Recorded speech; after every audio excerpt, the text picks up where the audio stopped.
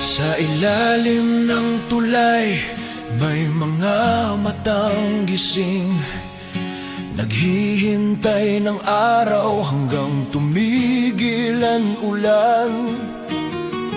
Karton ng kama, langit ang kisame, tulog sa gitna ng hangin at usok ng kalsada. Saan ba nagkamali ang mundo? Bakit tila normal na ang gutom at paghihirap ng tao? Sa bawat patak ng ulan, may batang nangangarap ng hapag na may tinapay ng tahanang kahit mahirap.